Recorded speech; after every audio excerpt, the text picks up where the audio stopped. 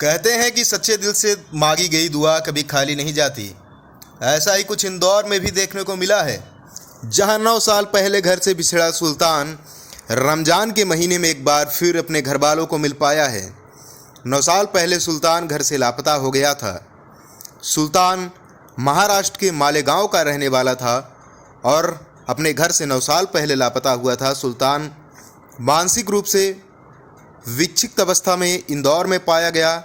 पहले भी उसका मानसिक संतुलन कुछ ठीक नहीं था। सुल्तान के घर वालों ने उसे ढूंढने के लिए दिन रात एक कर दिया, पर उसका कोई पता नहीं चल पाया।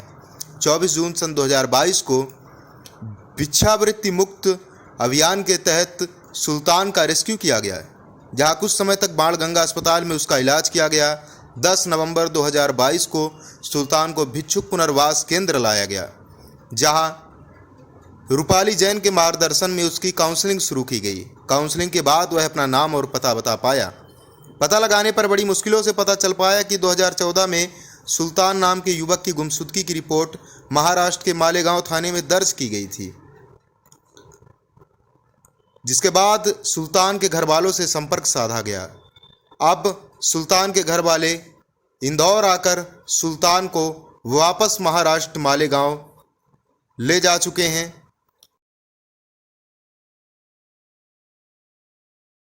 तो इस चीज़ से हमें बहुत खुशी हुई और हमारा भाई मिल गया। हमें ये भी एक बहुत बड़ी खुशी आज हुई है कि इतने वर्षों से गया हुआ इंसान, हम तो समझ रहे थे कि ये होगा नहीं इस दुनिया में, मगर इसे अल्लाह ने यहाँ रखा था, तो ये हमें मिल चुका। आज मैं अपने भाई सुल्तान को लेकर जा रहा हूँ मालेगांव के लिए।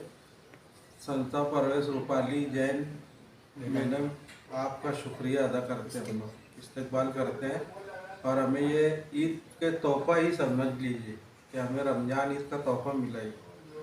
शुक्रिया आप लोगों को। परिवार से मिलाने का काम किया है रमज़ान के महीने में। क्या थी उसकी पूरी कहानी, कैसे संभव हो पाया, इन सारी चीज़ों के बारे में बताइएगा।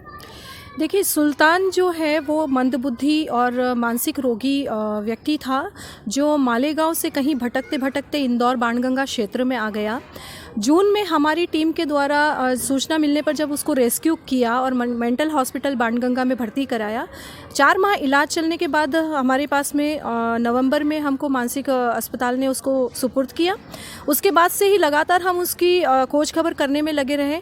चूँकि उसने सिर्फ अपना नाम सुल्तान और मालेगांव का रहने वाला, इस 2 शब्दों के अलावा कुछ बता नहीं पा रहा था। मालेगांव में लगातार 3 महीने सर्चिंग करते रहे और कई थानों में हमने संपर्क किया। एक थाने से जब हमको उसकी गुमशुदगी का पता चला कि उनके वहाँ पर गुमशुदगी लिखाई गई है, तब उनके परिवार से थाने वालों ने भी संपर्क किया और हमारा नंबर दिया। तब उसके बड़े भाई का हमारे पास में फ़ोन आया। हमने कहा यहाँ भिक्षुक पुनर्वास केंद्र, यहाँ पर एक अभियान इंदौर में चल रहा है, भिक्षावृत्ति मुक्त अभियान, जिसके अंतर्गत इस केंद्र में वो है, आप आइए यहाँ पर। और वो आए और पहचान गया वो। पहली बार जब आपने उनको सूचना दी माँ बाप को, शायद वो तो उम्मीद छोड़ चुके थे। जी जी जी। तो क्या रिएक्शन रहा और कितनी खुशी बच्चे से मिलके हुई, और आपको उन्होंने कैसे धन्यवाद किया? एक्चुअली जब उनसे बात की हमने फ़ोन पर, तो उन्होंने हमको बताया कि 2014 में ये गायब हो गया था और 2014 में इन्होंने पुलिस थाने में कंप्लेंट करवाई थी और तब से लगातार ये उसको ढूंढ रहे थे। कभी दिल्ली से खबर आती थी, कभी नासिक, कभी मुंबई, जहाँ जहाँ से उनको सूचना आती थी वो जाते थे ढूंढने के लिए वहाँ पर, लेकिन ये कभी मिला नहीं उन्हें। और वो सब जगह उसका फ़ोटो भी चस्पा करके आ जाते थे कि कभी कहीं से भी कोई सूचना आ जाए। 2020 तक तो उनके पास कहीं तक खबरें आती रहीं, लेकिन 2020 के बाद उनके पास कोई खबर नहीं आई। तो उन्होंने उसको मृत मान लिया कि कोविड के काल भी रहे हैं इस दौरान, तो उनको लगा कि शायद अब ये जीवित नहीं है। लेकिन उनकी जो अम्मी है, वो अम्मी इस बात को मानने के लिए बिल्कुल तैयार नहीं थी। वो लगातार इस उम्मीद को जगाए हुए थी कि कभी ना कभी उनका सुल्तान उनके पास ज़रूर आएगा। और ये भी देखिए, बहुत अच्छी बात है कि जब उनसे हमारा फ़ोन पर संपर्क हुआ उनके सुल्तान के बड़े भाई वसीम शेख से, तो उन्होंने 2 दिन पहले ही उनकी अम्मी जब रो रही थी, उनकी अम्मी से कहा कि अब मत इंतज़ार करो, वो ज़िंदा नहीं होगा और नहीं आएगा अब सुल्तान। तो उनकी मम्मी ने पूरे घर में हंगामा किया कि मेरा सुल्तान ज़िंदा है और वो ज़रूर आएगा। और कहीं ना कहीं माँ की मन्नतें पूरी हुई। बिल्कुल, माँ की मन्नतें पूरी हुई हैं और बिल्कुल उनको देखिए, रमज़ान का माह भी चल रहा है और कहीं ना कहीं उनका खोया हुआ बेटा उनके पास है आज।